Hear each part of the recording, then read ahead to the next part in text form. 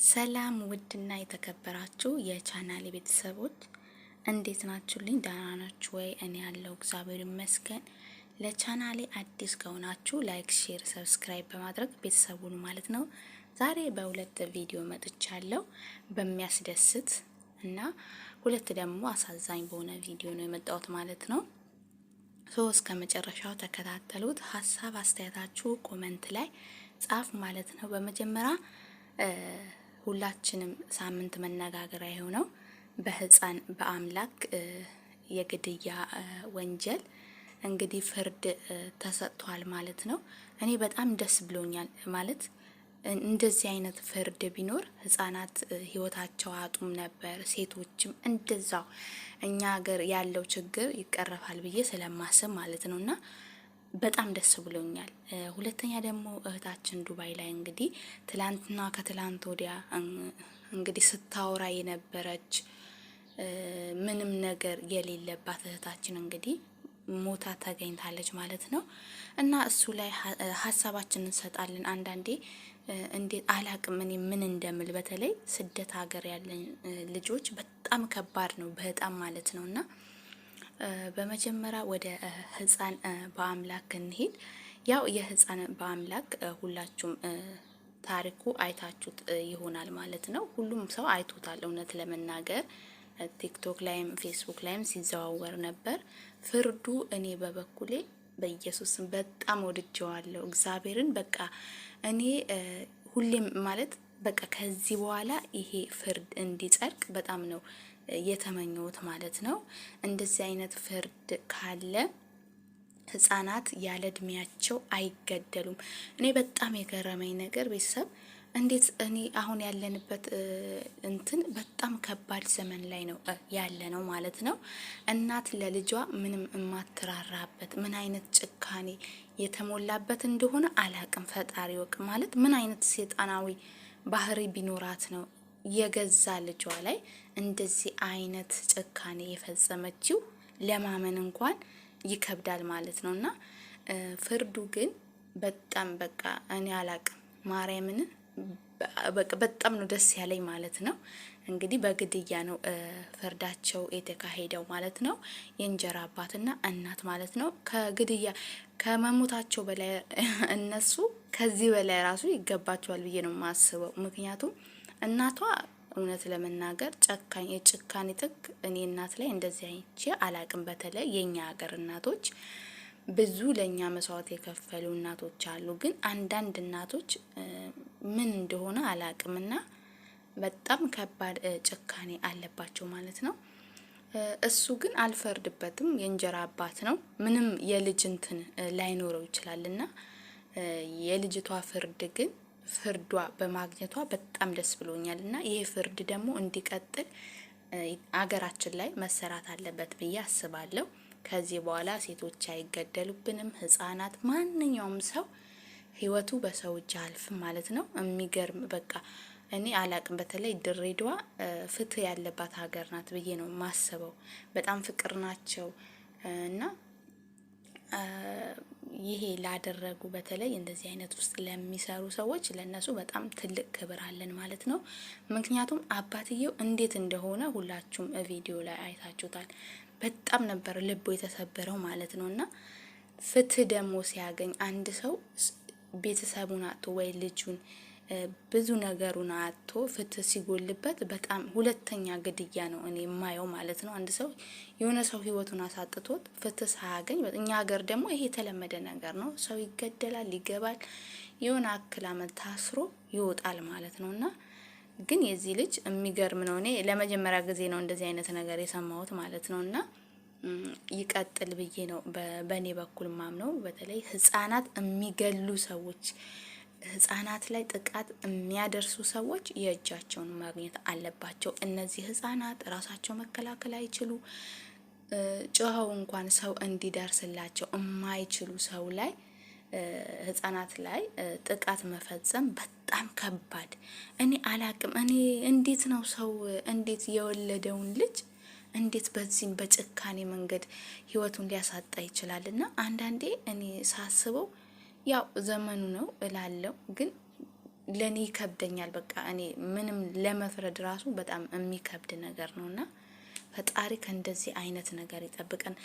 ልቦና ይስጠን። እንደዚህ አይነት ነገር የምናረግ ሰዎች ልቦና ይስጠንና ሀገራችን ላይ እንደዚህ አይነት ነገር በጣም እየበዛ ነው። በጣም ሰው በሰው ላይ ሰው በቃ በወንድሙ ላይ፣ በእህቱ ላይ፣ በሚስቱ ላይ፣ በልጁ ላይ በጣም እየተጨካከነ ነውና በጸሎት ብቻ ነው ሁሉንም ነገር እንትን ማለፍ የምንችለው እንጂ ከባድ ነው።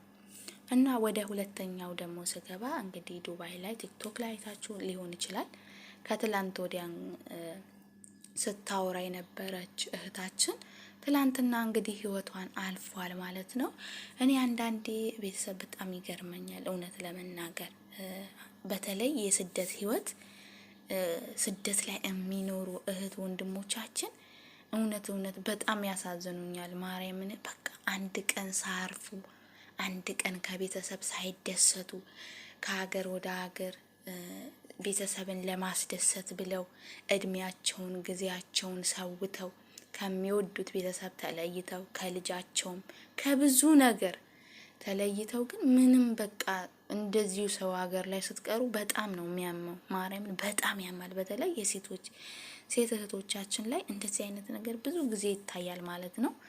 እኛ ስደት ያለን ሰዎች ስለምናቀው ማለት ነውና እኔ በጣም ነው ያሳዘነችኝ። እቺ ልጅ ትላንትና ስታወራ ነበር፣ ዛሬ ግን ህይወቷ የለም። አስባችሁታል?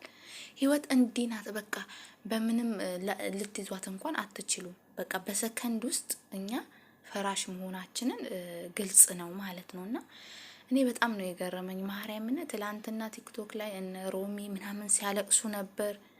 ብዙ ሰው ሲያለቅስ ነበር ማለት አሟሟቷ ራሱ ምን እንደሆነ አልታወቀም ነበር። ግን ግማሹ ሰው ዛሬ ደግሞ ሬሳዋ ደም አለው፣ ግማሹ ደግሞ ኪኒኒ ውጣ ነው ምናምን በቃ ብዙ ነገር ነው የሚባለውና እኔ በጣም ያሳዘነኝ ከምንም በላይ እቺ ልጅ ኩዌት ነበር ነው የምትኖረው፣ ከዛ ዱባይ። ይሄ ሁሉ ህይወት ለማሸነፍ ልጆቿን ለማሳደግ ቤተሰቦቿን ለመርዳት ወገኖቿ በቃ እኔ አላቅምና እንደዚህ እየተንከራተትን ሰው ሀገር ላይም ህይወታችን እንደዚህ ሳያልፍልን ሳንደሰት የሰራነውን ሳንበላ ህይወታችን የሚያልፍ ብዙ ሴቶች አለንና ፈጣሪ ከእንደዚህ አይነት ነገር ይጠብቀን። እውነት በጣም ያማል። እኔ አይታችሁት ሊሆን ይችላል ህይወትን ለማሸነፍ ብለው ከሀገር ወጥተው በተለያዩ ሀገር ላይ ህይወታቸው የሚያልፍ ብዙ ናቸው፣ ብዙ ማለት ነውና ሊቢያ ላይ ሁሉም ሰው ድምጽ ሊሆናቸው የሚችል ብዙ ከ200 በላይ ኢትዮጵያን አሉና እንግዲህ 18 ቀን ነው 17 ቀን ነው የነሱም ያላቸው 18 ቀን እስካልወጡ እንግዲህ ሊሞቱ ነው ማለት ነውና አንዳንዴ የኛ ሀገር ብቻ ነው እንዴ በየደረስንበት የምንሞተው? በቃ ርካሽኛ ብቻ ነን እንዴ ምናምን እላለሁ። ማርያምን በቃ እዛም ስትሄዱ ሞት ነው፣ በዛም በኩል አገርም ላይ ሞት ነው እና በጣም ነው የሚከብደውና በተለይ እውነት ስደት ላይ ሆናችሁ አትሞቱ። ፈጣሪ ከእንደዚህ አይነት ነገር ይጠብቀን። በእርግጥ ሞት እኮ ነግሮ አይመጣም፣ ግን ሞታችን ሀገራችን ላይ አድርገው በየበረሃው ከምንቀር በየሰው ሀገሩ ከምንቀር ፈጣሪ ሀገራችን ላይ የሀገራችን እንኳን አፈር እንድንቀበርበት ያርገንና በጣም ነው የሚያሳዝነው። በተለይ አሁን ላይ ያለው የሀገራችን ነገር የወገኖቻችን እኔ አላቅም ምን እንደምል ራሱ አላቅም።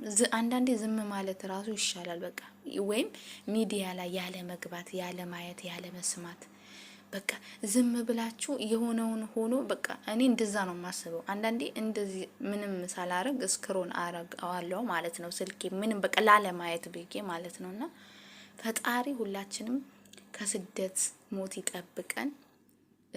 ብትችሉ ስደት ላይ በተለይ ሊቢያ ላይ ላሉ ድምጽ እንሁናቸው። እህታችን እንግዲህ እንዲህ ነው ህይወቷን ያጣቸው ማለት ነው። ለቤተሰቦቿ፣ ለእህት ለወንድሞቿ፣ ለልጆቿ መጽናናትን ይስጣቸው ነው የሚለው። እሷ እንግዲህ አንዴ አርፋለች። አንዳንዴ ከባድ ነው። ማን እንደገደላቸው አይታወቅ፣ በምን ምክንያት እንደሆነ አይታወቅ። ደግሞ ተናግራ ነበርኩ የሆነ ማለት ውስጧ ላይ የሆነ ነገር እንዳለ ይታወቃልና ሰው አልተረዳትም። አንዳንዴ ከባድ ነው። የሆነ ነገር እኮ ይዘብናል። እኛ ልንሞት ስንል የሆነ ነገር ይዘብናልና ፈጣሪ ከእንደዚህ አይነት ነገር ይጠብቀን። ለሷም ነፍሷ በሰማይ በደጋጎቹ ገን ያሳርፈልን ማለት ነው። እና ከባድ ነው። ስደት ላይ ምንም አትሆኑ፣ እውነት ምንም አትሆኑ። ፈጣሪ በተለይ ስደት ያለ በስደት ያሉ ልጆቹ ይጠብቃቸው፣ ለሀገራችን ያብቃን። ሰው እንደዚህ እየተንከራተተ ህይወቱ ሲያልፍ በጣም ያሳዝናል። ቤተሰብ ከባድ ነው። የዛሬ ቪዲዮ ይሄንን ይመስላል። ከተመቻችሁ ላይክ፣ ሼር፣ ሰብስክራይብ በማድረግ ቤተሰብ ሁኑ ማለት ነው። ሰላማችሁ በያላችሁበት ብዝት ይበልልኝ።